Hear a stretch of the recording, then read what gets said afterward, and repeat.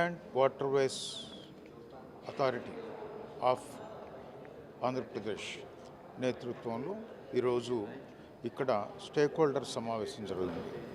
దేశీయంగాను అంతర్జాతీయంగాను ఇతర రాష్ట్రాల నుంచి ప్రముఖులు మంచి ఇందులో నిష్ణాతులైనటువంటి వాళ్ళు ఈరోజు ఇక్కడ సమావేశం కావడం జరుగుతుంది.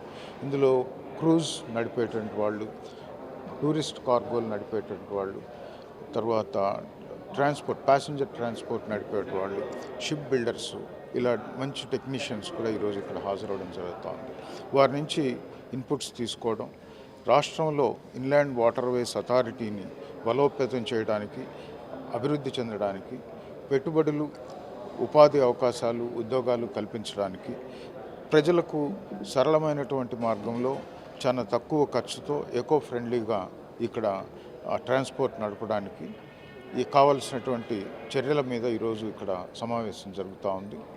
ఇందులో ఈరోజు మంత్రివర్యులు బీసీ జనార్దన్ రెడ్డి గారు అధ్యక్షతన మ్యారిటైమ్ బోర్డ్, తర్వాత ఈడీబీ అథారిటీస్ అందరూ కూడా ఈరోజు ఇక్కడ కూర్చోవడం, చర్చించడం జరుగుతోంది. భవిష్యత్తులో inland waterways authority of Andhra Pradesh ఖచ్చితంగా బలోపేతం అవుతుంది.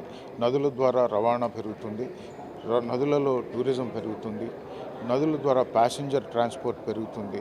ఆ దిశగా రాష్ట్రాల్లో ఈ యొక్క ఇన్లాండ్ వాటర్వేస్ను బలోపేతం చేసే దిశగా ముఖ్యమంత్రి వర్యులు శ్రీ నారా చంద్రబాబు నాయుడు గారు అనేకమైనటువంటి ఆలోచనలతో ఉన్నారు. అవన్నీ కూడా కార్యరూపం తలుస్తాయని చెప్పేసి నేను తెలియజేస్తాను. ఏదైతే ఐ&ఐ శాఖలో విప్లవాత్మకమైనటువంటి మార్పులు తీసుకురావడం జరుగుతూ ఉంది గౌరవ ముఖ్యమంత్రి గారి సూచనల మేరకు, అదేవిధంగా మొన్ననే నెల్లూరులో జువెల్దిన్న ఫిషింగ్ హార్బర్ కూడా 288 కోట్లతో అంచనా వేసి దానిని కూడా గౌరవ ప్రధానమంత్రి నరేంద్ర మోడీ గారు వర్చువల్గా 2024 ఆగస్టు 30న ఓపెన్ చేయడం జరిగింది. మా ప్రభుత్వం వచ్చిన తర్వాత 4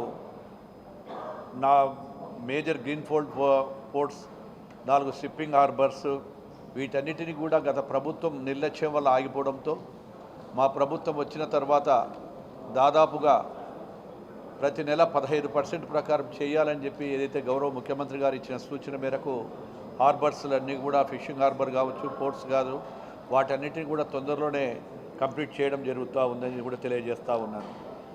అదేవిధంగా రామాయపట్నం పోర్టుకు సంబంధించి ఇప్పటికే 65% పనులు కంప్లీట్ చేయడం జరిగింది. వాటిని కూడా త్వరలోనే ఒక 9 నెలల నుంచి 1 సంవత్సరం కాలంలోనే కంప్లీట్ చేసేసి దాన్ని కూడా ఓపెన్ చేస్తామని కూడా తెలియజేస్తూ ఉన్నాము.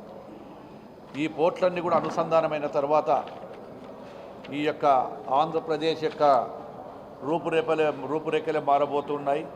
అదేవిధంగా ఫిషింగ్ హార్బర్స్ కూడా ఇంకా 4 ఫిషింగ్ హార్బర్స్ను కూడా త్వరలోనే మళ్ళీ ఫేజ్ 2 కింద కూడా గతంలో మొదలు కానీ కూడా వాటిని కూడా కంప్లీట్ చేయాలని చెప్పి ప్రయత్నం చేస్తూ ఉన్నాము.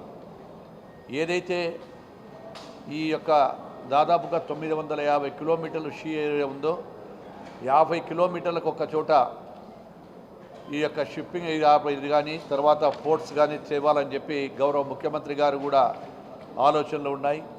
వాటన్నిటిని కూడా డిపిఆర్లు తయారు చేసి ఏవైతే ఫీజబిలిటీ ఉన్నాయో ఆ ఫీజబిలిటీకి సమానంగా అన్నీ కూడా తీసుకురావాలని చెప్పి ప్రయత్నం చేస్తూ ఉన్నాము.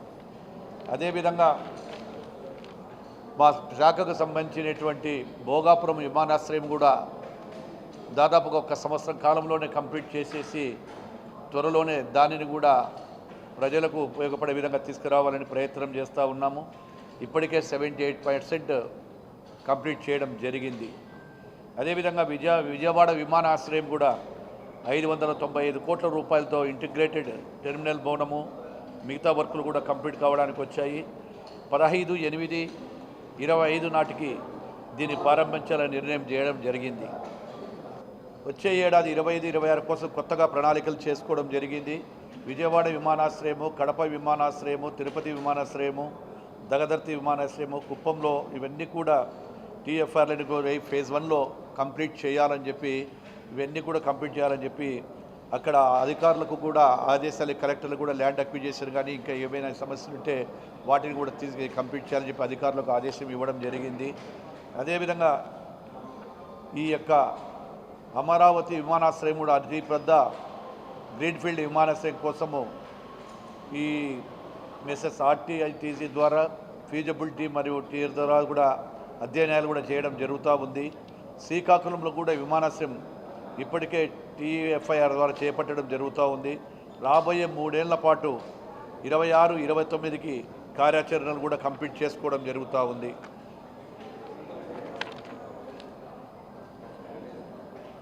ఏపీ ఫైబర్ నెట్కు సంబంధించి కూడా త్వరలో కేంద్ర ప్రభుత్వంతో కలిసి జాయింట్ వెంచర్లో భాగంగా త్వరలోనే ఈ యొక్క శాఖను తిరిగి ప్రారంభిస్తాము.